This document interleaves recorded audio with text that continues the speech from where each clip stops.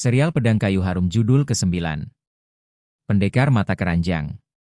Karya Asmaraman Sukowati Ho Ping Hu. Bab 2. Berita kematian Siang Koan Sinshe dan istrinya amat menggemparkan seluruh penduduk Nanking.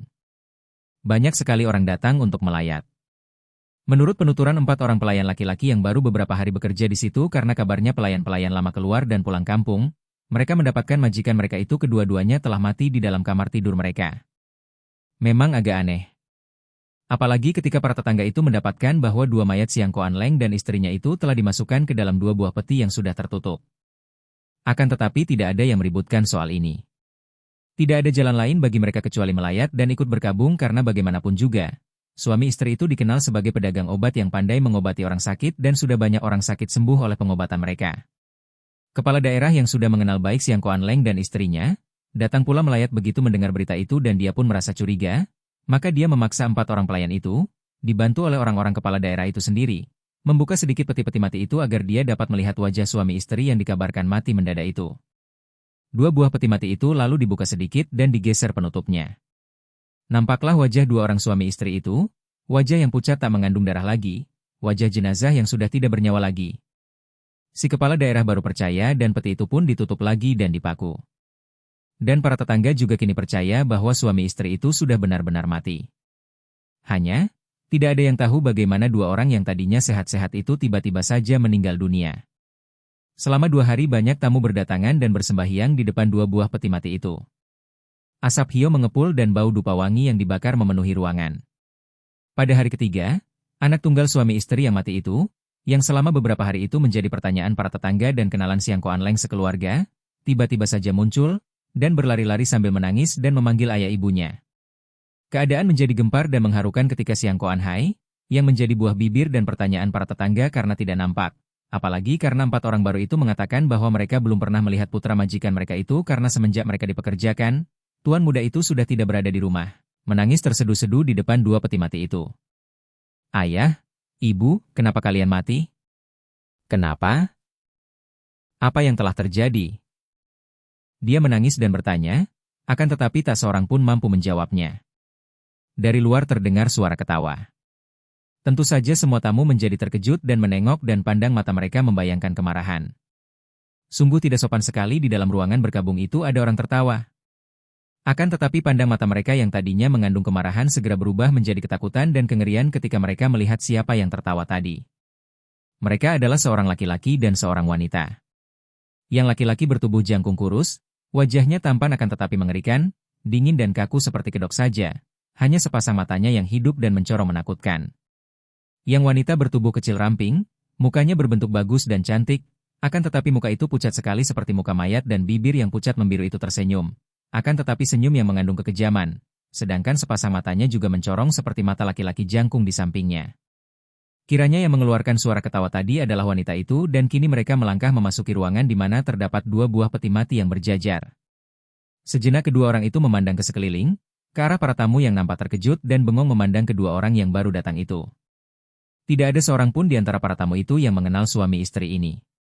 Akan tetapi di selatan, di sepanjang pantai selatan, semua orang di dunia Kang Ou, terutama di dunia hitam, mengenal sepasang suami istri Guha Iblis Pantai Selatan. Laki-laki yang usianya sudah 50 tahun lebih itu bernama Kui Siong akan tetapi lebih terkenal dengan julukan si Tangan Maut. Adapun wanita yang sedikit lebih muda daripada dia itu adalah istrinya bernama Tong Ciki yang terkenal dengan julukannya si Jarum Sakti. Mereka merupakan pasangan suami istri yang terkenal ganas, kejam dan lihai seperti sepasang iblis, penghuni Guha Iblis di Pantai Selatan, ditakuti oleh semua orang. Kini suami istri yang sikapnya amat dingin mengerikan itu memandang ke arah anak laki-laki yang menangis di antara 2 buah peti mati. Si Jarum Sakti Tong Ciki menghampiri anak ini dan, bibirnya yang pucat kebiruan itu bergerak-gerak. Apakah engkau anak dari Siang Koan Leng dan Emma Kim Li? Anak itu memang Siang Koan Hai dan sambil mengusap air matanya, dia kini memandang kepada 2 orang itu. Dia tidak mengenal mereka, akan tetapi ketika mereka menyebut nama ayah ibunya, dia mengangguk. Benar, aku adalah anak mereka, namaku Siang Koan Hai. Sintong, kata Tong Ciki dan ia pun melangkah maju mendekati Siang Koan Hai sambil mengulurkan tangannya. Apa? Hai bertanya heran, akan tetapi pada saat itu, Tubuhnya seperti ditarik oleh kekuatan yang luar biasa dan tahu-tahu pergelangan tangannya telah ditangkap oleh tangan wanita itu yang berkulit halus namun dingin. Hai Hai menggigil kedinginan dan hendak menarik kembali tangannya, akan tetapi tiba-tiba saja tangan yang lain dari wanita itu mengelus kepalanya dan dia pun tidak mampu menggerakkan tangannya itu. Bahkan ketika hendak mengeluarkan suara, tidak ada suara keluar dari tenggorokannya. Hai Hai terkejut sekali dan hanya berdiri bengong, tak mampu bersuara atau bergerak, dan masih bergantungan pada tangan wanita itu yang memegang pergelangan tangannya. Sementara itu si tangan maut Kui Xiong, dengan senyum yang lebih pantas dinamakan senyum iblis karena hanya menyeringai dengan mulut saja akan tetapi bagian lain dari mukanya sama sekali tidak bergerak, menghampiri dua buah peti mati itu. Hei! Siapa kalian dan mau apa? Seorang di antara para tamu, yang merasa tidak senang melihat sikap suami istri itu, menegur. Si tangan maut menoleh kepada orang itu, menyeringai. Kami adalah sahabat-sahabat baik dari Siang Kuan Leng dan Emma Kim Lee. Sungguh tak disangka hari ini kami melihat mereka telah berada di dalam peti mati. Mendengar ini, semua orang tertegun. Alangkah anehnya dua orang yang berpakaian serba hitam itu, pikir mereka. Sementara itu, si tangan maut Kui Xiong sudah menghampiri kedua peti mati itu dan kedua tangannya menekan dan menepuk-nepuk kedua peti itu seperti orang menepuk-nepuk bahu sahabat baiknya. Siang Kuan Leng dan Emma Kim Lee, biarlah kalian dapat senang di alam baka. Setelah menepuk beberapa kali, dia pun mundur dan menoleh kepada istrinya. Apakah kau tidak ingin membekali sesuatu kepada mereka melalui lubang-lubang kecil di samping peti itu? Wanita itu pun tersenyum. Andai kata mukanya tidak seperti mayat, tentu wajahnya yang belum kelihatan keriputan itu akan nampak cantik. Ia masih menggandeng tangan Siang Kuan Hai dan kini ia menggerakkan sebelah tangannya ke arah peti. Sinar hitam lembut menyambar ke arah kedua peti itu dan tepat sekali sinar-sinar kecil itu memasuki lubang-lubang di samping peti. Memang aneh peti mati itu ada lubang-lubang kecilnya di kanan kiri peti. Seolah-olah peti-peti mati itu diberi lubang hawa. Hal ini tidak nampak oleh para tamu lainnya karena tertutup bunga-bunga, akan tetapi ternyata kelihatan oleh suami istri luar biasa itu. Semua orang tidak mengerti akan sikap mereka dan tidak tahu apa yang mereka lakukan tadi. Akan tetapi tiba-tiba semua orang yang berada dekat kedua peti itu mengeluarkan seruan kaget. Dengan mata terbelalak mereka menuding ke arah bawah peti karena kini dari dua peti itu keluar darah menetes-netes dan tergenang di bawah peti. Melihat ini, si tangan maut Kui Xiong dan istrinya, si jarum sakti Tong Ciki, tertawa bergelak dan mereka lalu pergi dari ruangan itu sambil membawa Siang Kuan Hai yang masih digandeng oleh Tong Ciki. Hai, apa yang telah kalian lakukan? Tunggu dulu. Beberapa orang tamu, orang-orang yang ahli ilmu silat, mulai curiga dan menduga bahwa tentu telah terjadi peristiwa mengerikan sekali dan dua orang laki-laki dan wanita pakaian hitam ini tentu bukan sahabat baik keluarga Siang Kuan. Apalagi melihat mereka hendak pergi membawa Siang Kuan Hai, sudah menghadang mereka. Akan tetapi suami istri iblis itu dengan tenang melanjutkan langkahnya dan ketika tiba di dekat mereka yang berani menghadang, dua orang suami istri itu hanya berseru, "Minggir kalian." Lalu keduanya menggerakkan tangan seperti orang mengusir lalat saja akan tetapi akibatnya, empat orang itu terpelanting ke kanan kiri seperti diamuk gajah. Padahal, empat orang itu termasuk orang-orang yang memiliki ilmu silat cukup tangguh dan merupakan jagoan-jagoan di Nanking. Melihat betapa empat orang lihai itu demikian mudah dirobohkan oleh suami istri berpakaian hitam, semua orang menjadi jerih dan tidak ada lagi yang berani menghalangi mereka. Apalagi ketika semua orang melihat betapa pria jangkung bermuka seperti topeng itu tiba-tiba menarik tangan Siang Kuan Hai sehingga tubuh anak itu terpental ke atas lalu dipondongnya dan bersama wanita muka mayat itu kini mereka lari dengan kecepatan yang membuat mereka terbelalak, tak seorang pun berani melakukan pengejaran. Dalam sekejap mata saja dua orang itu telah lenyap dan barulah semua orang menjadi panik dan bising. Mereka lari mendekati dua peti mati dan dapat dibayangkan betapa kaget dan ngeri hati mereka ketika melihat bahwa selain dua buah peti itu masih menetes-netes darah melalui lubang-lubang kecil tersembunyi itu, juga empat orang pelayan laki-laki yang tadi duduk di belakang peti-peti itu kini sudah terkapar dan tak bernyawa lagi, dengan muka berubah kehitaman. Padahal, mereka tidak melihat dua orang tamu aneh tadi turun tangan terhadap empat orang pelayan itu dan tidak salah lagi. Mereka berempat itu tewas ketika terjadi ribut-ribut penghadangan terhadap dua orang tamu yang melarikan Siang Kuan Hai. Tak seorang pun melihat bagaimana empat orang pelayan itu tewas dan siapa yang membunuhnya. Gegerlah tempat itu. Apalagi kepala daerah Nanking yang pernah diobati oleh suami istri Siang Kuan, yang tadinya memang sudah menaruh curiga dan pernah menyuruh membuka tutup peti mati di hari pertama, menjadi marah sekali mendengar berita itu. Dia bersama orang-orangnya segera datang ke situ dan memerintahkan para pengawalnya untuk membuka tutup peti dengan paksa. Kembali dua buah peti itu dibuka tutupnya dan semua orang terbelalak, ada yang mengeluarkan peki keheranan dan kengerian. Kiranya yang berada di dalam peti itu bukan Siang Kuan Leng dan Emma Kim Lee, bukan suami istri pedagang obat itu, melainkan dua orang laki-laki dan perempuan lain lagi, yang usianya sekitar 40 tahun dan melihat pakaian mereka, mudah diduga bahwa mereka adalah petani-petani sederhana. Kemana perginya Xiang Kuanleng dan Emma Kim Lee? Atau lebih tepat lagi, kemana hilangnya jenazah-jenazah mereka yang tadinya sudah berada dalam peti mati? Kenapa tubuh dua orang petani itu tahu-tahu sudah berada di dalam peti dan agaknya mereka belum mati ketika berada dalam peti? Jelas bahwa mereka mati karena serangan gelap dua orang tamu aneh itu karena di sebelah dalam peti nampak bekas jari-jari tangan dan juga di lambung mereka nampak luka-luka menghitam yang kecil-kecil dan ketika dibedah, ternyata di dalamnya terdapat jarum-jarum hitam kecil. Dan siapa pula yang membunuh 4 orang pelayan itu? Semua itu terjadi karena ulah suami istri Xiang Kuan sendiri. Seperti kita ketahui, suami istri itu mengatur siasat untuk meloloskan diri dari pengamatan dua orang musuh mereka yang amat lihai agar mereka dapat leluasa bergerak dan berbalik melakukan pengintaian dan pengamatan. Diam-diam mereka lalu minta bantuan 4 orang yang pernah belajar silat kepada Xiang Kuanleng untuk menjadi pengganti pelayan, dan memberitahu kepada mereka bahwa para pelayan di rumah itu telah pulang ke kampung karena takut dengan ancaman musuh. Kemudian, dibantu oleh 4 orang pelayan yang juga murid mereka itu, suami istri ini lalu menggali lubang terowongan yang menembus keluar pagar tembok sehingga suami istri itu dapat keluar dengan leluasa di waktu malam. Hal ini mereka lakukan agar tidak sampai ketahuan pihak musuh yang tentu selalu melakukan pengintaian.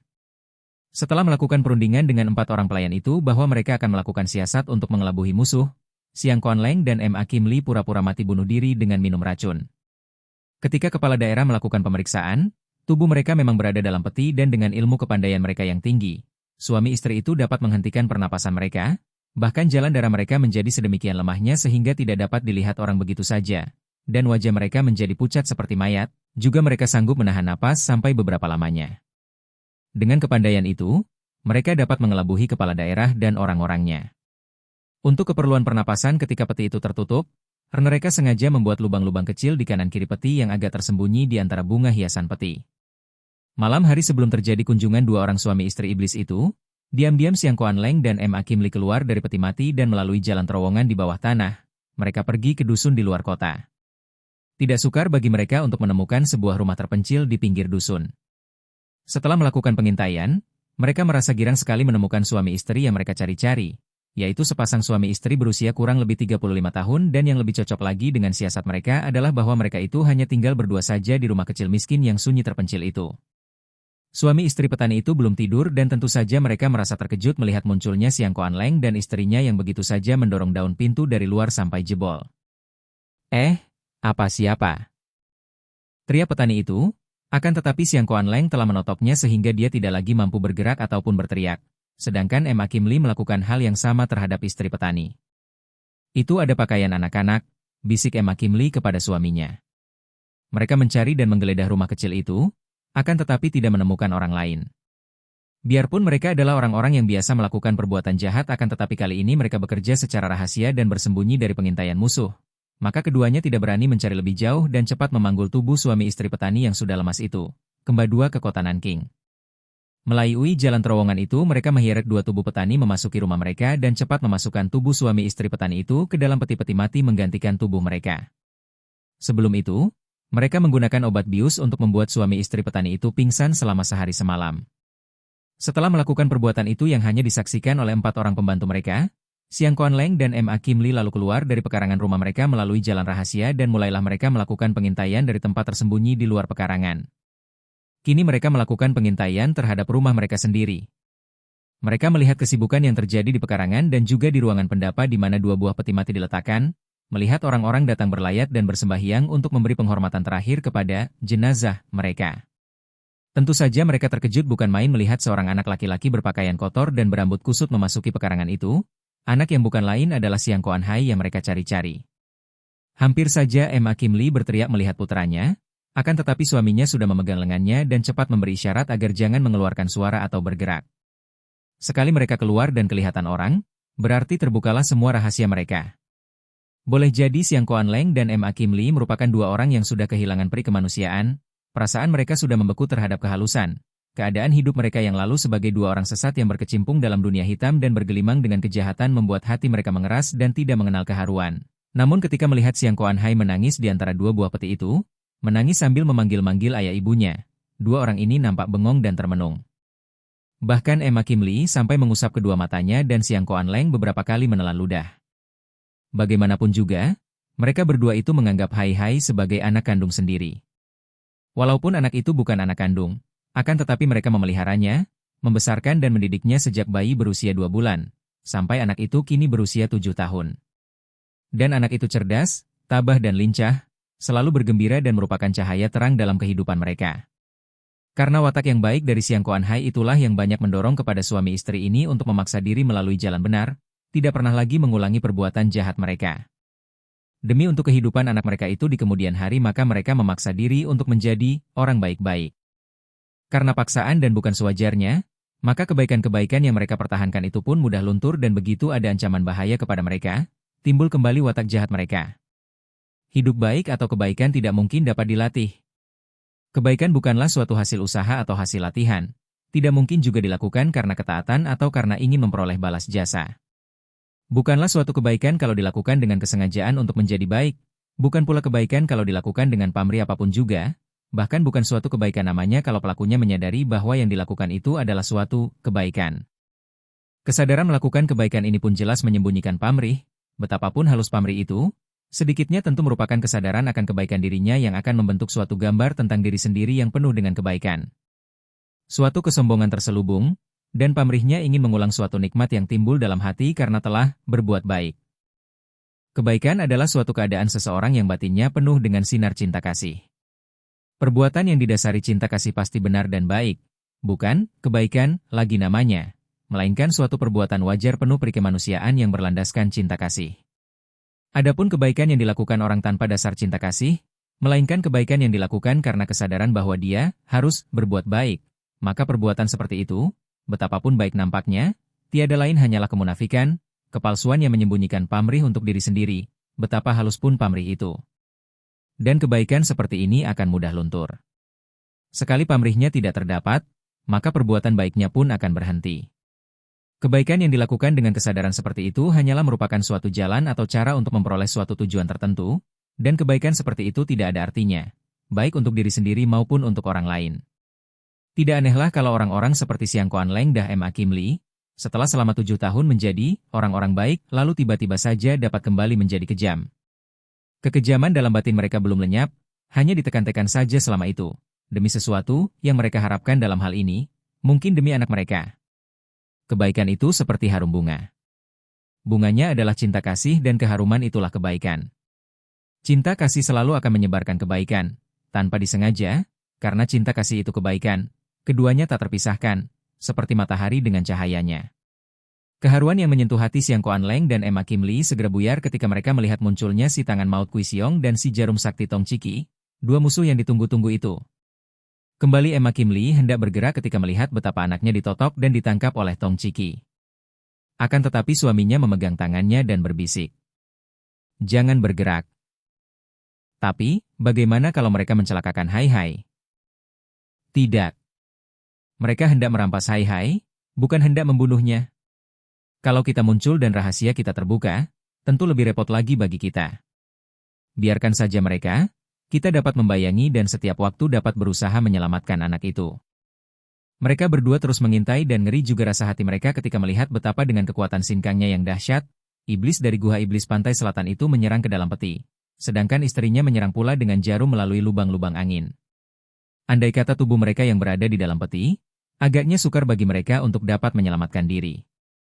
Ketika keadaan menjadi kacau karena suami istri iblis itu membawa Hai Hai keluar dan merobohkan orang-orang yang berani menghadang mereka, Siang Kuan Leng dan Ma Kim Lee cepat menggerakkan tangan menyerang 4 orang pembantu yang juga pernah menjadi murid mereka dari jarak jauh.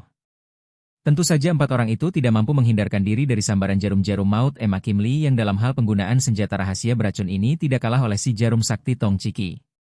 4 orang itu roboh dan tewas seketika dan peristiwa pembunuhan ini tidak nampak oleh orang lain karena suasana sedang kacau dan bising. Tentu saja para tamu yang berlayar di rumah keluarga Siang Kuan itu menjadi geger ketika mendapat kenyataan bahwa mayat-mayat di dalam 2 buah peti mati itu bukanlah Siang Kuan Leng dan istrinya dan betapa 4 orang pelayan itu tiba-tiba saja mati seperti tanpa sebab. Ada yang bisik-bisik dengan muka pucat bahwa semua ini tentulah perbuatan setan. Siang Kuan Leng dan Ma Kim Lee tidak mau peduli lagi akan keributan yang terjadi di rumah mereka, dan mereka pun sudah cepat membayangi 2 orang musuh mereka yang kini membawa pergi Hai Hai dengan melakukan perjalanan cepat sekali keluar dari kota Nanking.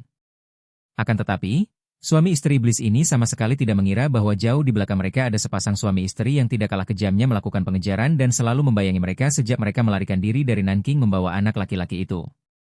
Mereka ini adalah Xiang Kuanleng dan Ma Kim Li. Setelah tiba di atas bukit kecil itu, Kawi Xiong dan Tong Chiki menghentikan lari mereka dan membawa Hai Hai menuju ke bawah sebatang pohon besar yang berada di puncak bukit. Di bawah pohon itu nampak bersih dan agaknya mereka sudah pernah di tempat itu, dan tempat itu memang menjadi tempat mengasuh bagi mereka yang berani melalui daerah rawan ini. Tempat itu yang paling tinggi, bersih terlindung oleh pohon besar dan rumput yang tebal itu masih bertilamkan daun-daun kering yang lunak, enak untuk duduk maupun untuk tidur. Kui Xiong menurunkan tubuh Hai Hai yang sejak tadi dipondongnya. Dan cara dia menurunkan tubuh itu, dengan hati-hati dan lembut, menunjukkan bahwa dia tidak bersikap keras terhadap anak itu. Hal ini pun dirasakan oleh Hai Hai, apalagi ketika tiba-tiba laki-laki jangkung kurus itu mengusap tengkuknya dan dia pun seketika dapat bergerak maupun mengeluarkan suara kembali. Maka Hai Hai menjadi berani dan dia pun segera bangkit berdiri dari keadaan rebah miring. Semenjak dia diculik dari dekat peti-peti jenazah itu, dia merasa terkejut dan juga diam-diam marah sekali. Apalagi ketika dia melihat betapa dua buah peti mati itu setelah diraba oleh si jangkung lalu mengeluarkan darah.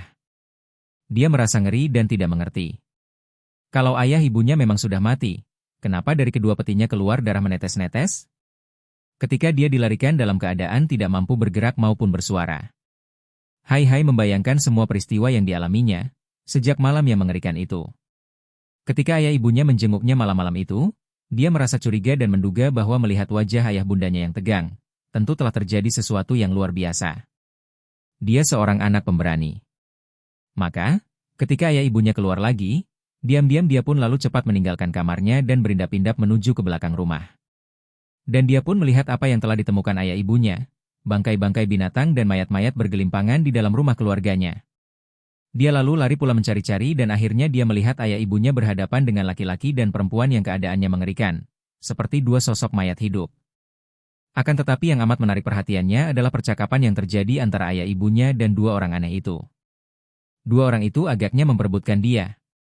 Dan biarpun dia tidak dapat mengerti sepenuhnya akan maksud perbantahan empat orang itu, namun dia mendengar betapa laki-laki dan perempuan berpakaian serba hitam itu mengaku dia sebagai anak mereka. Seminggu lagi mereka akan datang untuk mengambilnya dan sebulan kemudian akan membunuh ayah ibunya. Melihat bangkai-bangkai dan mayat-mayat tadi sudah mengguncang perasaan Hai Hai. Kini mendengar perbantahan itu, dia menjadi semakin bingung. Benarkah dia bukan anak kandung ayah ibunya, melainkan anak kandung sepasang manusia seperti mayat hidup ini? Dia merasa semakin ngeri dan bingung. Mereka datang untuk mengambilnya. Ingatan ini saja yang mengejarnya dan anak ini pun lari meninggalkan rumahnya. Sebagai seorang anak laki-laki yang lincah dan suka berkeliaran, Hai Hai mengenal tempat-tempat yang amat tersembunyi dan ketika ayah ibunya mencari-carinya, dia pun bersembunyi di bawah jembatan kecil. Dia seringkali datang ke sini untuk memancing ikan dan mencari belut. Tempatnya amat tersembunyi dan kalau tidak merangkak ke tepi sungai kecil itu, orang takkan dapat memasukinya, bahkan tidak nampak sama sekali dari luar karena tertutup oleh semak-semak. Tidak mengherankan apabila orang-orang lihai seperti Xiang Kuanleng dan Ma Kim Li tidak berhasil menemukan putra mereka itu. Siapa yang menyangka anak itu akan bersembunyi di bawah jembatan itu, yang pantasnya hanya ditempati katak dan belut-belut? Pula, Xiang Kuanleng dan istrinya menduga bahwa anak mereka diculik orang, bukan melarikan diri. Hai Hai tinggal di bawah jembatan sampai 3 hari. Hanya kalau perutnya merasa amat lapar saja dia keluar di waktu malam gelap dan mendatangi kawan-kawannya, minta makanan dan teman-teman itu pun, seperti biasanya anak-anak kecil yang suka akan petualangan, merahasiakan tempat sembunyinya dan setia kawan padanya. Pada hari keempat, ketika dia masih tidur nyenyak, seorang kawannya datang menjenguknya dan mengguncang-guncang tubuhnya, membangunkannya dengan berita bahwa ayah ibunya telah meninggal dunia dan telah dilayat orang. Mendengar berita hebat itu, Hai Hai lupa akan segala kengerian dan dia pun berlari pulang. Dapat dibayangkan betapa sedih dan bingungnya ketika dia melihat dua buah peti mati di ruangan depan. Apalagi ketika ada seorang tetangga yang mengenalnya ketika dia baru memasuki pekarangan. Tetangga itu merangkulnya dan mengeluh. Kasihan kau, Hai Hai. Masih begini kecil ditinggal mati ayah ibu secara mendadak. Hai Hai tanpa ragu-ragu lagi. Ayah ibunya telah mati dan telah dimasukkan peti mati. Dia lalu menghampiri, berlutut di depan kedua peti dan menangislah dia dengan hati sedih dan bingung. Diam-diam dia merasa menyesal sekali mengapa dia telah melarikan diri sehingga dia tidak tahu mengapa ayah ibunya mati dan apa yang menyebabkan kematian mereka. Kemudian muncul dua orang yang membuatnya merasa serem itu dan dia pun dibuat tidak dapat bergerak maupun bersuara sehingga ketika dia dipondong dan dibawa pergi, dia tidak mampu melawan sama sekali. Sehari semalam dia dibawa pergi dan mereka hanya berhenti untuk makan minum. Akan tetapi Hai Hai tidak pernah mau makan dan minum. Tiap kali dibebaskan dari totokan, dia segera bertanya apa yang telah terjadi dengan ayah ibunya kepada orang-orang itu. Akan tetapi mereka tidak pernah mau bicara dan memaksa kalau dia tidak mau makan. Dia hanya ditotok lagi dan dibawa pergi lagi. Bagaimanapun juga, suami istri yang seperti mayat hidup atau iblis itu tidak pernah bertindak kasar terhadap dirinya. Sebaliknya malah, mereka mencoba membujuknya dengan kata-kata manis agar dia mau makan atau minum. Namun selalu ditolaknya. Ketika pagi hari itu mereka berhenti di puncak bukit dan dia diturunkan lalu dibebaskan dari totokan, Hai Hai langsung bangkit berdiri dan memandang kepada suami istri itu dengan mata terbelalak penuh penasaran, kemarahan dan keberanian.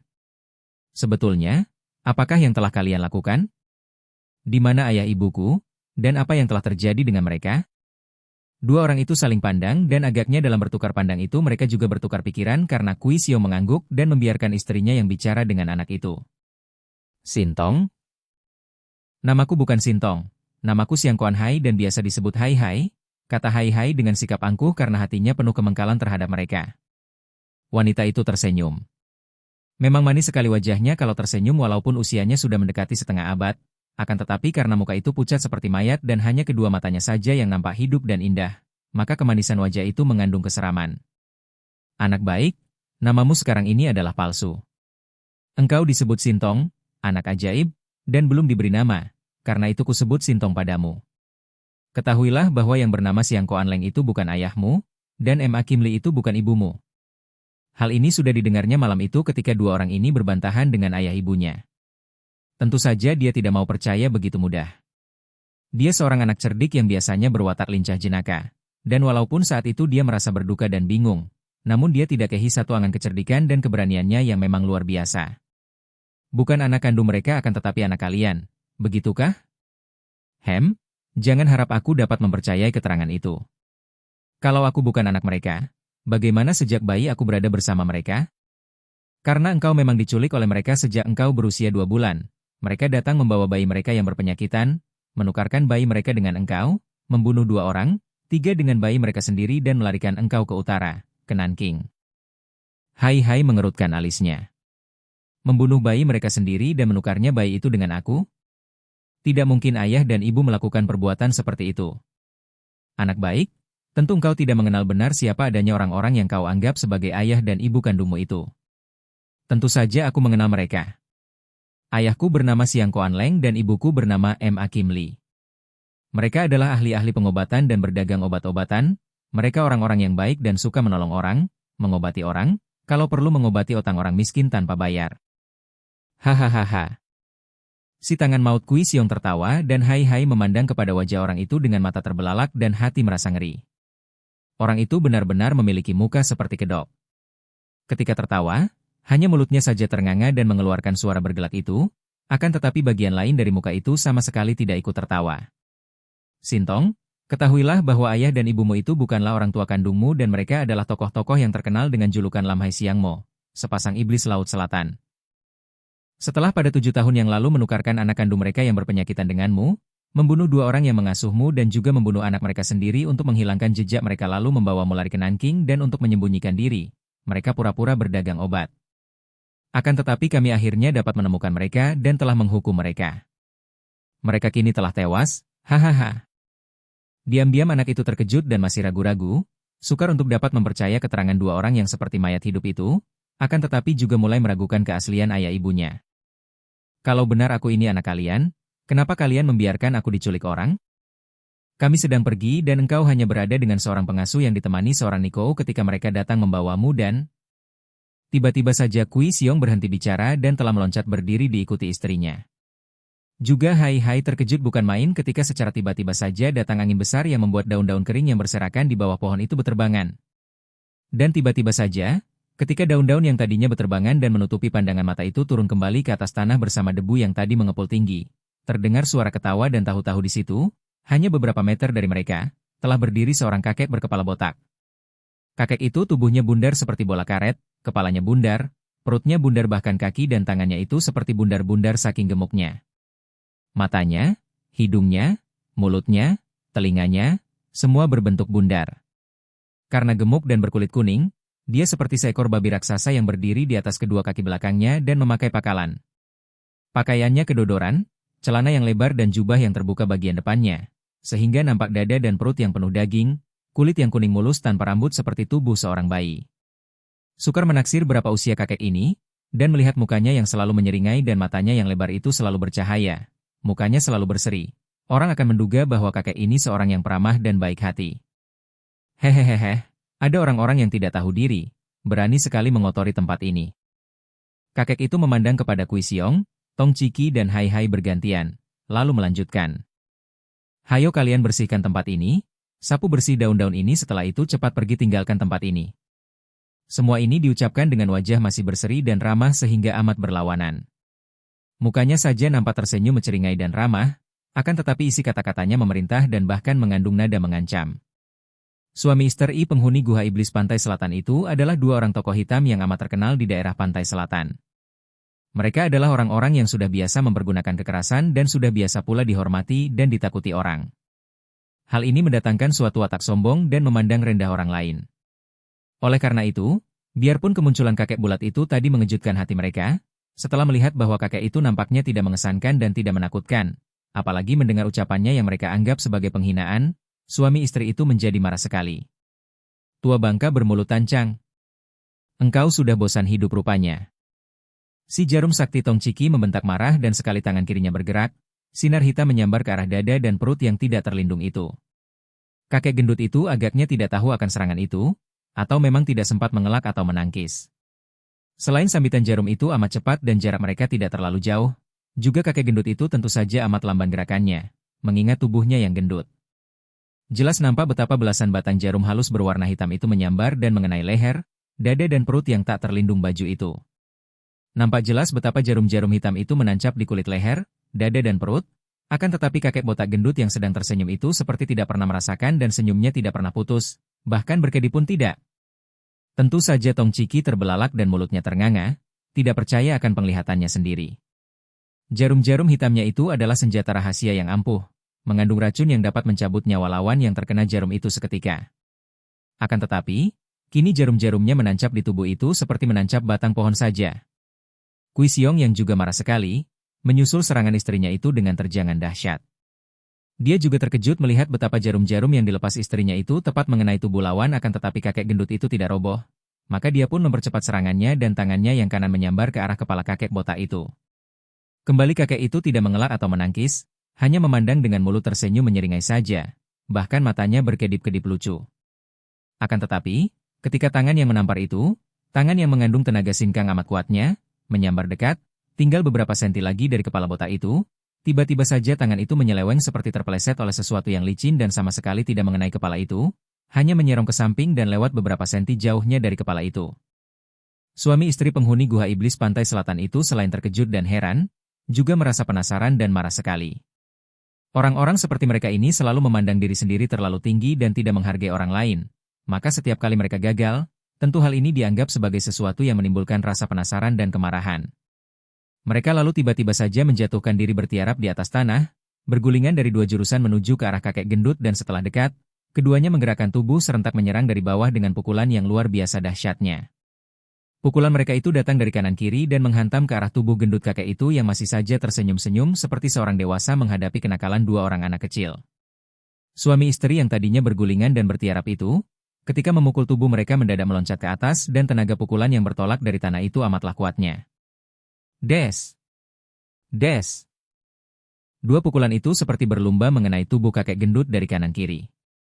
Seperti juga tadi, kakek itu sama sekali tidak mengelak, hanya berdiri tegak dengan kedua kakinya terpentang lebar dan agaknya membiarkan dua pukulan dari kanan kiri itu mengenai tubuhnya. Hanya ketika pukulan itu tiba, dia mengembangkan kedua lengannya. Kemudian setelah pukulan mengenai tubuhnya, dia mengibaskan kedua tangannya yang jari-jarinya juga bulat-bulat itu ke bawah, seperti orang mengusir dua ekor lalat yang mengganggu saja layaknya. Dan akibatnya, tubuh yang menerima pukulan itu tidak bergoyang sedikit pun. Sebaliknya, dua tubuh yang sedang meloncat sambil memukul dari bawah tadi, kini terpelanting dan berguling-guling di atas tanah. Suami istri itu merasa tubuh mereka panas seperti disambar petir. Ketika mereka dapat menguasai tubuh dan hendak meloncat bangun, kakek gendut itu menggerakkan tangannya dan angin yang kuat menyambar, membuat dua orang suami istri itu roboh kembali setiap kali mereka mau bangkit. Tentu saja dua orang itu terkejut setengah mati. Setelah mengerahkan seluruh tenaga dan mencoba untuk bangkit dengan segala cara dan akal namun selalu dirobohkan kembali oleh pukulan jarak jauh dari kakek itu, akhirnya keduanya baru yakin benar bahwa sesungguhnya mereka berdua itu berhadapan dengan seorang yang memiliki kesaktian luar biasa, yang tingkat kepandaiannya beberapa kali lebih tinggi daripada tingkat mereka. Maklumlah mereka bahwa bagaimanapun juga, mereka tidak akan mampu menandingi kakek itu dan kalau kakek itu menghendaki, agaknya dengan mudah kakek itu akan mampu membunuh mereka. Oleh karena ini, si tangan maut Kui Xiong lalu berlutut dan memberi hormat kepada kakek itu, diturut oleh istrinya walaupun dengan segan. Kami berdua seperti buta, tidak mengenal Lo Cianpue yang sakti sehingga berbuat kurang ajar, harap Lo Cianpue sudi memaafkan kami. Demikian Kui Xiong berkata, tanpa malu-malu lagi karena selain di situ tidak ada orang yang menyaksikan kekalahan mereka kecuali Hai Hai yang hanya berdiri dan menonton dengan mata terbelalak kagum. Juga mereka harus mengubah sikap untuk mencari keselamatan diri. Kakek itu hanya tertawa dan pada saat itu, kembali suami istri dari Gua Iblis Pantai Selatan itu terkejut karena tiba-tiba saja ada angin yang menyambar kuat. Nampak bayangan orang berkelebat lalu bayangan itu membuat gerakan berputar, dan timbullah angin berpusing, angin puyuh yang menerbangkan daun-daun pohon dan makin lama angin itu berpusing makin cepat dan makin banyak pula daun-daun beterbangan ikut dalam pusingan yang kuat itu. Setelah angin puyuh itu mereda dan daun-daun sudah turun kembali, nampak di situ seorang kakek tinggi besar yang berkulit hitam. Kakek itu sukar ditaksir berapa usianya, akan tetapi tubuhnya tinggi besar dan kokoh kekar, nampak makin kuat karena kulit muka, leher dan tangannya yang hitam kasar. Wajahnya penuh dengan alis tebal, kumis dan jenggot lebat hitam dan muka itu membayangkan kegalakan dan kekejaman yang amat keras.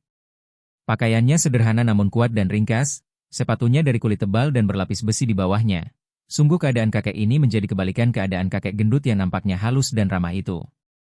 Tiba-tiba kakek hitam itu melangkah lebar ke arah semak-semak belukar yang agak jauh dari situ. Tentu saja Siang Kuan Leng dan Ma Kim Li suami istri yang sejak tadi melakukan pengintaian dan menanti kesempatan baik untuk merampas kembali anak mereka, menjadi terkejut ketika melihat kakek tinggi besar itu melangkah lebar dan tahu-tahu berada di depan mereka yang sedang bersembunyi. Celaka, pikir mereka. Sepasang suami istri Gua Iblis itu saja tadi seperti anak-anak kecil yang tidak berdaya terhadap kakek gendut, dan kini muncul lagi kakek tinggi besar yang aneh ini. Agaknya, dengan adanya mereka, merampas kembali anak mereka merupakan hal yang kecil sekali kemungkinannya. Paling perlu menyelamatkan diri lebih dulu, pikir mereka dan tanpa banyak cakap, Siang Kuan Leng memegang tangan istrinya untuk diajak meloncat pergi dari tempat berbahaya itu. Akan tetapi, begitu meloncat, keduanya terpelanting dan roboh terbanting. Seolah-olah ada tenaga tidak nampak yang menarik mereka dari samping dan ketika terjatuh, Siang Kuan Leng melihat bahwa kakek tinggi besar itu hanya menggerakkan tangan kiri saja, dari mana tenaga yang membuat mereka terpelanting tadi. Karena panik, Siang Kuan Leng menjadi nekat. Dia membuat gerakan meloncat sambil melengking, diikuti oleh istrinya. Itulah ilmu yang mereka andalkan dan karena mereka melakukan penyerangan berbareng, maka hebat bukan main daya serang mereka berdua. Dari atas, kanan-kiri, mereka menerkam ke arah kakek hitam dengan kedua tangan terbuka dan membentuk cakar, dari mana keluar tenaga yang amat kuat. Kakek tinggi besar hitam tidak mengeluarkan suara apa-apa, berdiri tegak dan tiba-tiba dia menggerakkan kedua tangan menyambut. Hanya mengibas saja kedua tangan yang besar itu ke arah dua orang lawannya dan tubuh dua orang suami istri itu pun terjengkang lalu terbanting keras ke atas tanah. Sebelum Siang Kuan Leng dan Ma Kim Li sempat bergerak, tahu-tahu kakek tinggi besar itu sudah tiba di dekat mereka, dua tangan yang besar itu menyambar tengkuk dan bagaikan dua ekor kelinci saja, dua orang itu sudah diangkat oleh si kakek hitam yang melangkah lebar mendekati kakek gendut lalu melemparkan Siang Kuan Leng dan Ma Kim Li ke atas tanah. Pak Kuyong, kau dimata-matai orang sampai tidak tahu. Sungguh ceroboh. Si tinggi besar muka hitam mengomel. Kakek gendut yang disebut Pak Kuyong, Raja Setan Utara, itu sejak tadi tersenyum menyeringai saja dan kini dia tertawa bergelak. Hahaha, setan hitam, kedatanganmu pun aku sudah tahu sebelumnya, apalagi dua ekor tikus itu. Sementara itu, Ma Kim Li yang merasa sudah terlanjur memasuki tempat berbahaya itu, segera menghampiri Hai Hai dan berkata, Hai Hai, anakku. Mari ikut ibu, nak. Akan tetapi, Hai Hai yang sedang mengalami pukulan-pukulan batin dan kebingungan itu mendadak saja merasa asing terhadap ibunya sendiri dan ketika ibunya memanggilnya, dia malah mundur sambil memandang dengan muka agak pucat. Melihat ini, Ma Kim Li menghampirinya. Akan tetapi tiba-tiba Tong Chi Ki yang tadinya berlutut di depan kakek gendut, bangkit berdiri dan menerjang ke arah Ma Kim Li sambil satu membentak, jangan ambil satu lagi anak itu. Ma Kim Li marah dan menyambut dengan serangan. Pukulannya meluncur ke arah dada Tong Chi Ki. Wanita baju hitam ini mengelak dan membalas dengan tendangan kakinya yang dapat dielakkan pula oleh lawan. Melihat istri mereka berkelahi, Xiang Kuanleng dan Kui Xiong tidak tinggal diam. Mereka menyerbu dan keduanya juga sudah berkelahi dengan sengit. Melihat 4 orang itu berkelahi, 2 orang kakek itu saling pandang. Si kakek hitam hanya mengerutkan alisnya, akan tetapi si kakek gendut tertawa-tawa. Wah, bocah-bocah kurang ajar ini memang terlalu sekali. Di depan kakek-kakek buyut mereka masih berani berkelahi tanpa minta izin lebih dulu. Dia mengomel, kemudian dia mengeluarkan suara memerintah, "Hayo kalian berempat berlutut semua." Dan kedua tangannya bergerak-gerak seperti orang menggapai dan akibatnya luar biasa. 4 orang yang sedang berkelahi itu tiba-tiba saja roboh terguling. Mereka terkejut bukan main. Mereka itu, baik suami istri penghuni Gua Iblis Pantai Selatan, maupun Lam Hai Siang Mo, keempatnya telah diberi julukan Iblis yang menunjukkan bahwa mereka sudah berada di tingkat puncak dari dunia hitam, menjadi datuk-datuk golongan sesat yang memiliki ilmu kepandaian tinggi. Akan tetapi kenapa sekarang mereka seperti anak-anak kecil yang tidak bisa apa-apa dan amat lemah saja?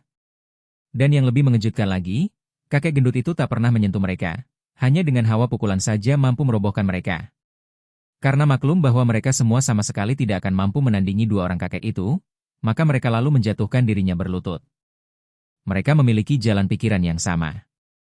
Kini mereka berhadapan dengan orang-orang yang jauh lebih tinggi tingkatnya, maka sebaiknya tidak melawan dan bahkan minta pertimbangan mereka. Harap Lo Cianpue maafkan kami. Demikian terdengar suara lirih dari mulut mereka.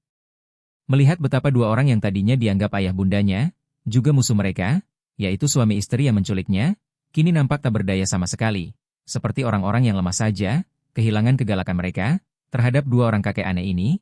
Tiba-tiba saja Hai Hai memperoleh pikiran untuk mengorek rahasia tentang dirinya dari mereka berempat.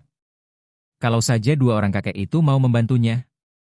Maka dia pun cepat berlari menghampiri 2 orang kakek itu yang kini sudah duduk bersila di atas batu-batu di puncak itu, berdampingan, dan dia berkata dengan suara lantang. Jiwai Lo Cianpue yang baik. Karena aku masih kecil dan tidak mampu bertindak sendiri, maka aku mengharap Jiwai suka membantuku untuk mencari rahasia tentang diriku. Akan tetapi kalau Jiwai menolak, berarti aku salah menilai orang. Kedua orang kakek itu kembali saling pandang dan kakek hitam memancarkan sinar mata berkilat tanda marah kepada anak kecil itu. Sedangkan kakek gendut masih tersenyum lebar, akan tetapi alisnya berkerut juga ketika dia mendengar ucapan anak itu. Salah menilai bagaimana? Tanya kakek gendut. Aku menilai bahwa Jiwai tentu merupakan datuk-datuk persilatan yang sudah berkedudukan tinggi sekali, penuh wibawa dan adil, maka tentu Jiwai akan mau membantuku. Kalau tidak berarti penilaianku salah, dan ternyata Jiwai juga hanya 2 orang kakek usil dan suka mengandalkan kepandaian yang tidak seberapa itu untuk mengganggu orang yang lebih lemah saja. Hai Hai memang pandai bicara, lincah dan cerdik. Akan tetapi sikap dan ucapannya sekarang ini bahkan membuat suami istri yang selama ini mengaku orang tuanya menjadi khawatir bukan main. Kepandaian yang tidak seberapa katamu, bentak kakek hitam tinggi besar. Selama hidupnya belum pernah ada orang berani memandang rendah kepadanya. Dan kini seorang anak kecil berusia 7 tahun berani mengatakan dia dan Pak Kuiong sebagai orang-orang yang memiliki kepandaian yang tidak seberapa. Ya, tidak seberapa. Coba Jiwai lihat. Sebatang pohon yang tidak mampu bergerak dapat menghasilkan daun hijau, bunga indah dan buah. Apakah Jiwai mampu membuat semua itu? Kalau tidak dapat berarti Jiwai kalah oleh sebatang pohon saja. Dan lihat kupu-kupu itu. Apa Jiwai dapat terbang seperti mereka? Berarti Jiwai kalah oleh kupu-kupu kecil saja. Apakah semua ini bukan membuktikan bahwa kepandaian Jiwai tidak seberapa? Kalau dipakai menolongku masih ada gunanya. Sebaliknya kalau hanya untuk main sombong-sombongan, apa gunanya? 2 orang kakek itu bangkit berdiri dan memandang kepada anak kecil itu dengan mata terbelalak. Mereka seolah-olah mendengar suara seorang yang lebih tinggi kedudukannya dan kepandaiannya daripada mereka. Kau siapa? Bentak kakek hitam. Hai Hai menggeleng kepalanya. Aku sendiri pun bingung, Lo Cianpue. Menurut 2 orang yang memeliharaku sejak kecil ini, yang mengaku sebagai ayah ibuku, aku bernama Xiang Kuanhai, anak mereka. Akan tetapi menurut mereka berdua itu, yang menculik aku, katanya aku bukan anak mereka dan namaku itu palsu, bahwa aku adalah Sintong. Sintong? Haha, sungguh menarik. Kakek gendut terkekeh dan memandang dengan penuh perhatian kepada Hai Hai. Akan tetapi kakek hitam yang berjuluk Tung Hekui, setan hitam timur, itu tidak banyak bicara lagi.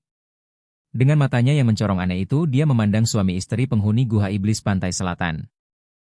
Coba ceritakan tentang anak ini. Kalau membohong tebusannya nyawa kalian. Biarpun merasa terhina dan rendah sekali diperlakukan seperti itu, namun suami istri ini mengenal orang yang jauh melebihi mereka, maka sikap yang menghina itu pun mereka telan saja. Bahkan mereka mengharapkan untuk mendapat bantuan dan dukungan kakek sakti itu untuk dapat mempertahankan Hai-Hai yang telah mereka rampas dari tangan Siang Koan Leng dan istrinya. Hehe, kalian juga harus menceritakan yang sebenarnya tentang anak ini, kata pula Pak Kuiong kepada Lam Hai Siang Mo.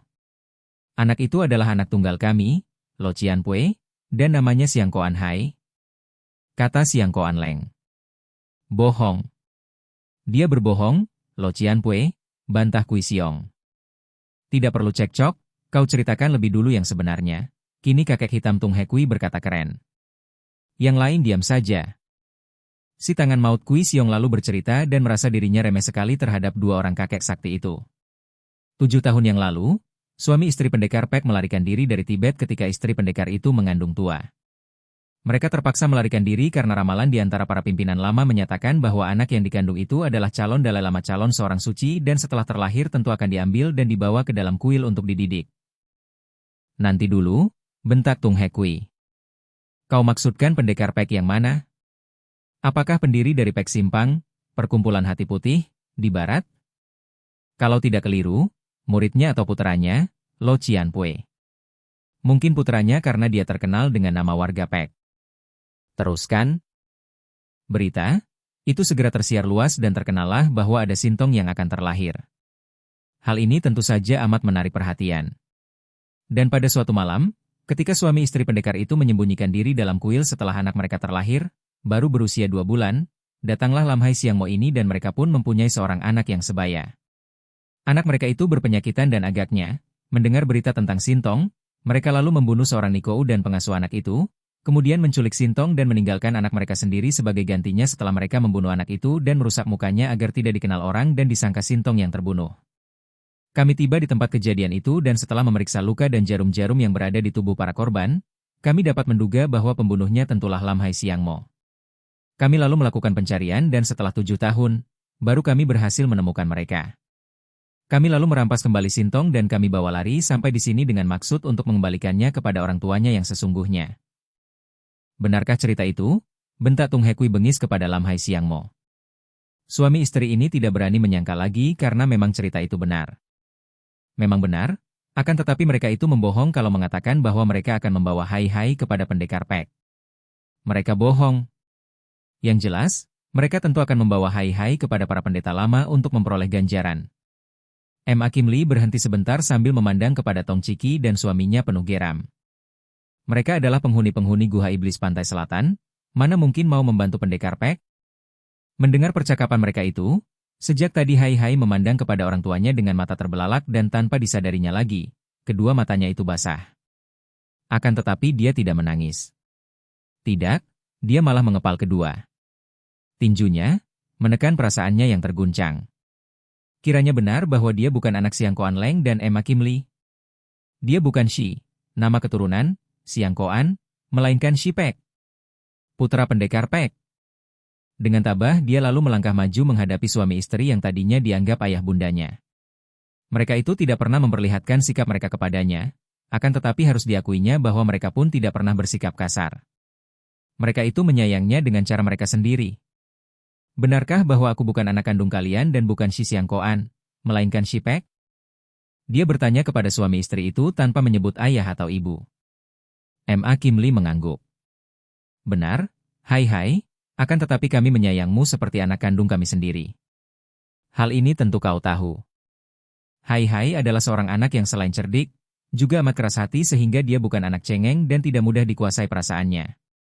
Kini dia memandang kepada wanita yang biasa dipanggil ibu itu dengan sinar mata dingin. Anak kandung sendiri kalian bunuh dan rusak mukanya untuk ditukarkan dengan aku, anak orang lain. Apa sebabnya kalian sampai hati melakukan hal itu?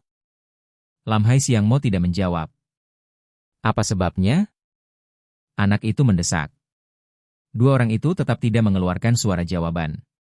Dengan 3 langkah lebar saja Tung He Kui sudah menghampiri mereka dan kedua tangannya menyambar suami istri yang berjuluk Lam Hai Siang Mo, sepasang iblis Laut Selatan, itu berusaha mengelak atau menangkis, akan tetapi entah bagaimana, tahu-tahu mereka kehilangan tenaga dan tengkuk mereka sudah dicengkeram, tubuh mereka diangkat dan kakek tinggi besar hitam itu membanting. Bres!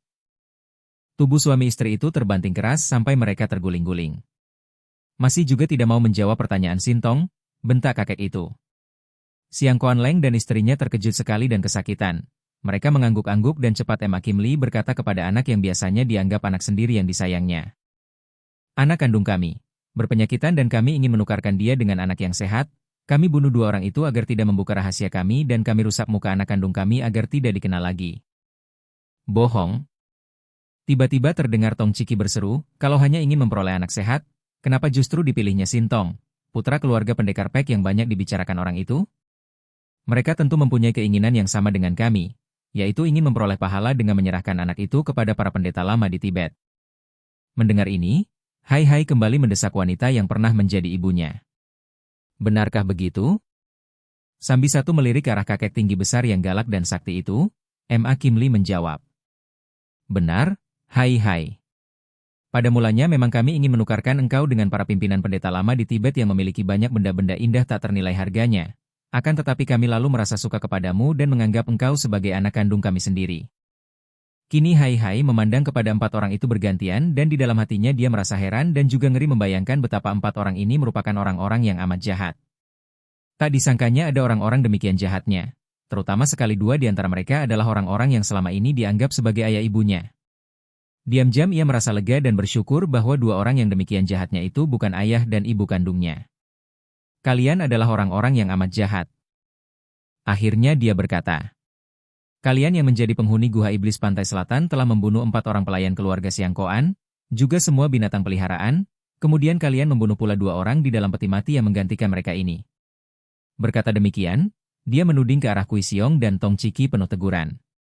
Suami istri itu hanya menundukkan muka saja tidak berani menjawab, takut kalau harus berurusan dengan kakek hitam tinggi besar atau kakek gendut yang luar biasa lihainya itu. Kini Hai Hai memandang kepada suami istri yang pernah menjadi orang tuanya. Dan kalian tidak kalah jahatnya, pantas berjuluk Lam Hai Siang Mo. Kalian telah membunuh 2 orang wanita yang tak berdosa, bahkan membunuh aha kandung sendiri. Betapa kejinya itu. Dan tentu kalian yang memasukkan tubuh 2 orang tidak berdosa ke dalam peti mati itu menggantikan tubuh kalian, sehingga mereka yang tewas menggantikan kalian. Siang Koan Leng sudah sejak tadi kehilangan rasa sayangnya kepada Hai Hai yang bersikap memusuhinya itu. Dia tersenyum sinis dan menjawab, memang benar, bahkan kami juga membunuh 4 orang murid kami yang bertugas menjaga peti. Semua itu kami lakukan agar tidak membuka rahasia kami. Hai Hai, itu bukan kejam atau jahat, melainkan cerdik sekali. Kalian berempat ini orang-orang jahat dan kalau sekiranya aku memiliki ilmu kepandaian tinggi, tentu kalian sudah kubasmi habis, kembali Hai Hai berkata dengan nada suara gemas. Hehehehe, Sintong. Apakah engkau ingin agar 4 orang ini dibunuh? Aku akan melakukannya untukmu dengan mudah saja. 4 ekor tikus ini memang sudah sepatutnya kalau dibunuh. Kakek gendut yang berjuluk Pak Kuyong itu berkata sambil tertawa-tawa. 4 orang itu bukanlah orang-orang lemah. Mereka adalah datuk-datuk kaum sesat di daerah pantai selatan. Mereka belum pernah bertemu dengan orang-orang seperti 2 orang kakek ajaib itu, dan mereka sudah maklum akan kehebatan 2 orang kakek itu yang tidak akan dapat mereka tandingi. Akan tetapi dibunuh begitu saja? Mereka tentu akan melawan sekuat tenaga dan akan melindungi nyawa sendiri selama mereka masih hidup. Dan agaknya mereka berempat memang memiliki kecerdikan atau kelicikan yang sama, karena kini begitu mereka mendengar ucapan kakek gendut, mereka bangkit berdiri dan seperti dikomando saja, 4 orang itu sudah menyerbu ke arah Hai Hai untuk menangkap anak itu. Ditubruk oleh 4 orang yang lihai itu dari semua jurusan, tentu saja Hai Hai tidak mampu menghindarkan diri. Bahkan 2 orang kakek sakti itu pun sama sekali tidak menyangka bahwa 4 orang itu melakukan hal itu, maka anak itu sudah dapat ditangkap oleh Kui Siong dan Siang Koan Leng. Dan anehnya, dalam sekejap mata saja, 4 orang yang tadi yang bermusuhan karena memperebutkan Hai Hai itu, kini dalam keadaan terancam oleh pihak yang lebih kuat, mereka mendadak dapat bersatu. Hehehe, tikus-tikus pecomberan. Berani kalian melakukan itu? Hayo lepaskan atau harus kuhancurkan dulu kepala kalian yang tidak berharga itu, bentak si gendut Pak Kuyong, masih dengan senyum, akan tetapi sinar matanya mencorong penuh ancaman maut. Jiwai Lo Cianpue, jangan bergerak. Sekali bergerak atau melakukan hal-hal yang mencurigakan, kami akan lebih dulu membunuh anak ini sebelum membela diri dan melawan mati-matian sebelum kami semua mati. Bentak Siang Koan Leng yang sudah menaruh telapak tangannya menempel di ubun-ubun kepala Hai Hai. Hai Hai sama sekali tidak merasa takut, hanya marah dan juga semakin heran melihat betapa orang yang selama ini dianggap ayahnya itu kini mengancam untuk membunuhnya. Timbul rasa penasaran di dalam hatinya dan dia pun berteriak, tidak peduli bahwa dia telah dicengkeram dan diancam oleh 4 orang lihai itu. Jiwai Lo Cianpui, jangan dengarkan gertak sambal mereka. Biar mereka membunuhku, aku tidak takut. Akan tetapi Jiwai hajarlah mereka sampai mereka itu lenyap dari permukaan bumi. Mereka ini orang-orang jahat yang perlu dibasmi. Akan tetapi 2 orang kakek itu kini nampak ragu-ragu dan saling pandang. Tung Hekui yang memandang kakek gendut itu bertanya. Kau tidak turun tangan? Si kakek gendut masih menyeringai, akan tetapi dia menggeleng kepala. Mana bisa? Dia itu Sintong, sayang kalau terbunuh.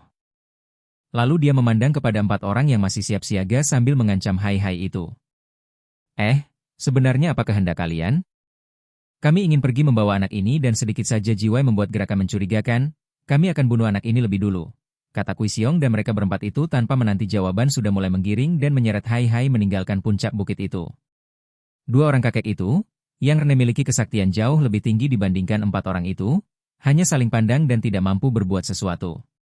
Tentu saja mereka itu akan dapat dengan sekali gerakan tangan membunuh 4 orang itu, akan tetapi mereka maklum bahwa tak mungkin mereka dapat mencegah 4 orang itu lebih dahulu membunuh hai-hai, dan karena inilah keduanya menjadi ragu-ragu, bahkan tak berdaya melakukan sesuatu ketika 4 orang itu hendak meninggalkan tempat itu. Akan tetapi, baru saja 4 orang itu pergi beberapa langkah jauhnya, tiba-tiba terdengar suara melengking yang mengandung getaran amat kuat sehingga seolah-olah menusuk telinga dan menggetarkan jantung. Hai-hai yang mula-mula roboh tak sadarkan diri.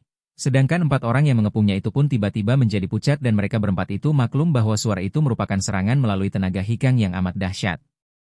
Mereka cepat menahan napas dan mengerahkan sinkang mereka untuk melindungi diri mereka. Karena serangan tiba-tiba melalui suara itu, sejenak 4 orang ini lupa akan pengamatan mereka terhadap hai-hai. Dan pada beberapa detik itu, mendadak nampak sesosok bayangan seperti seekor burung raksasa menyambar ke arah mereka. 4 orang itu tadi hanya melakukan pengamatan terhadap gerak-gerik Pak Kuyong dan Tung Hekui saja, dan mereka sedang mengalami kekagetan karena datangnya serangan suara yang bukan datang dari 2 orang kakek sakti itu.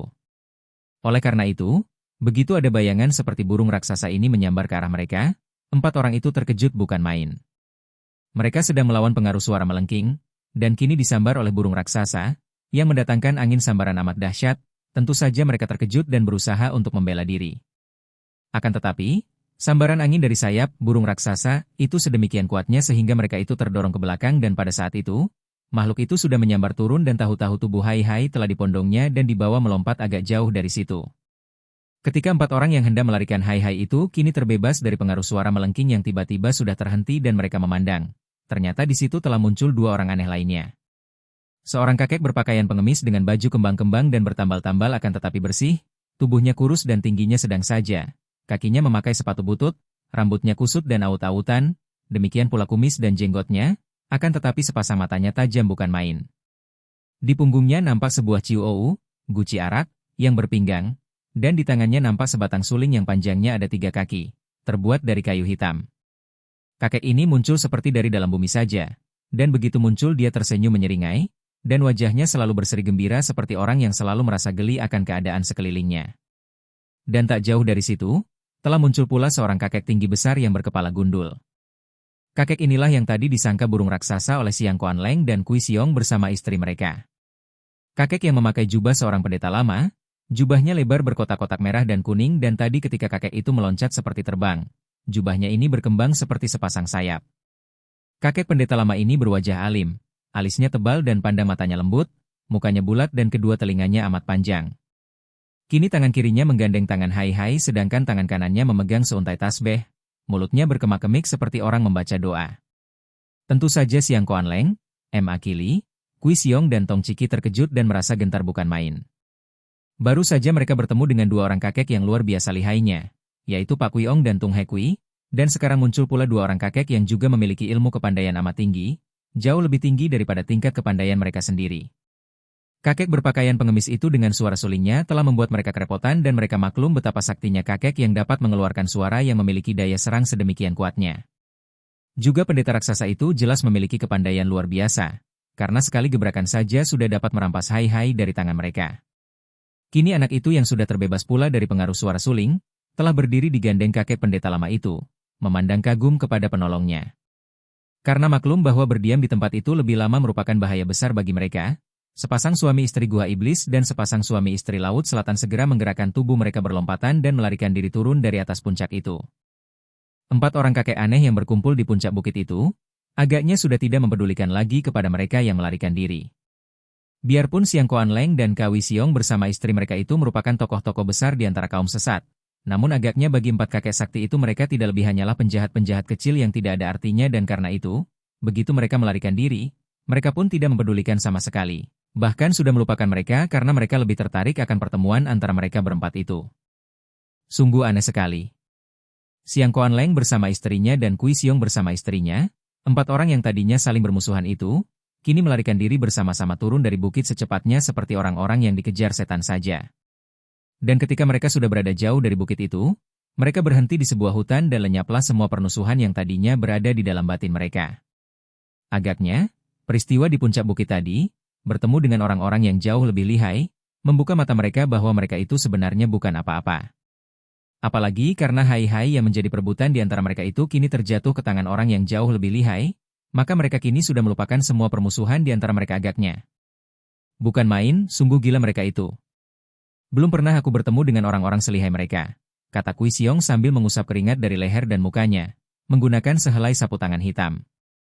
Wajah istrinya yang biasanya memang sudah amat pucat seperti mayat itu, kini nampak kehijauan. Mereka itu bukan manusia lagi. Kata pula istrinya yang masih merasa tegang dan gentar. Siang Koan Leng menarik napas panjang. Setelah bertemu dengan mereka, baru aku tahu bahwa apa yang kita miliki ini tidak ada artinya sama sekali. Kita masih harus belajar banyak. Dan kita saling gempur sendiri. Betapa bodohnya. Engkau benar, Siang Koan Leng. Kini tidak ada artinya lagi bagi kita untuk saling bermusuhan. Bahkan bersatu pun kita masih tidak mampu menandingi mereka. Apalagi kalau kita saling bermusuhan sendiri. Lalu apa yang dapat kita lakukan untuk bisa merampas kembali Sintong? Siang Koan Leng menggerakkan pundaknya. Apalagi yang dapat kita lakukan? Kita tidak mengenal mereka, kecuali 2 orang kakek pertama yang berjuluk Pak Kui Ong dan Tung He Kui. Entah siapa jembel tua yang amat lihai dengan suara sulingnya itu. Dan aku pun tidak mengenal siapa adanya pendeta yang merampas hai-hai itu. Pendeta itu jelas seorang pendeta lama dari Tibet. Entah dia mewakili para pimpinan Dalai Lama atau tidak, kita tidak tahu. Dan pengemis jembel itu, jangan-jangan dia itulah yang dikenal seperti tokoh dongeng dari Pulau Hiu, kata Kui Siong. Apa? Majikan Pulau Hiu yang berjuluk Ciu Sian Sin Kai, pengemis sakti Dewa Arak? Benarkah tokoh dongeng itu masih hidup? Kata Emma Kim Lee dengan mata terbelalak. Wah, kalau benar dia, berarti tokoh-tokoh dongeng yang kabarnya memiliki kepandaian seperti dewa itu, kini bermunculan di dunia ramai, kata Tong Chiki. Bukankah pengemis sakti itu termasuk kelompok tokoh yang dinamakan Patsian, 8 dewa? Kabarnya begitu, jawab suaminya. Akan tetapi karena mereka itu disebut sebagai tokoh dongeng karena tidak pernah keluar sejak puluhan tahun, tidak ada yang memperhatikan lagi. Dan sekarang agaknya seorang di antara mereka muncul, dan mungkin yang 3 orang itu pun termasuk kelompok 8 dewa. Kalau benar demikian, benar-benar kita berempat ini mengalami kesialan luar biasa. Semua gagal. Apa yang dapat kita lakukan sekarang? Satu-satunya jalan bagi kita untuk membalas semua penghinaan ini adalah mengadu domba di antara mereka. Sebaiknya kita kabarkan kepada para pimpinan Dalai Lama di Tibet akan hai-hai maksudku Sintong. Mereka tentu tidak akan tinggal diam kalau menemukan jejak Sintong. Juga kita kabarkan kepada keluarga pendekar Pek. Mereka pun tentu tidak akan tinggal diam. Dan harus kita ketahui bahwa keluarga Pek yang menjadi pendiri dan pimpinan Pek Simpang, perkumpulan hati putih, tidak boleh dibuat main-main. Kita adu dombakan mereka, kata Siang Koan Leng. Baik sekali itu. Mari kita membagi-bagi tugas, kata Kui Siong dan mereka pun lalu berunding seperti 4 orang sahabat baik. Sungguh lucu dan aneh sekali. Baru beberapa saat yang lalu, mereka akan dengan sengaja senang hati saling serang dan saling bunuh, dengan kebencian luar biasa. Akan tetapi sekarang, mereka berunding seperti 4 orang sahabat baik. Memang demikianlah watak kita manusia pada umumnya. Dalam keadaan biasa, masing-masing hanya memikirkan kepentingan diri sendiri, masing-masing mengejar kesenangan bagi diri sendiri, sehingga dalam pengejaran kesenangan itu, Siapapun yang dianggap sebagai penghalang akan diterjang dan disingkirkan, dan dalam pengejaran kesenangan ini, selalu tentu akan terdapat halangan-halangan yang menimbulkan permusuhan. Sebaliknya, dalam keadaan sengsara, dalam keadaan terancam, orang akan condong untuk menghindarkan diri, untuk mencari kawan, mencari bantuan dari orang lain. Kecondongan inilah yang mendorong kita untuk berbaik dengan orang lain, terutama dengan orang yang senasib sependeritaan seperti yang terjadi pada 4 orang yang biasanya dianggap jahat dan kejam seperti iblis itu.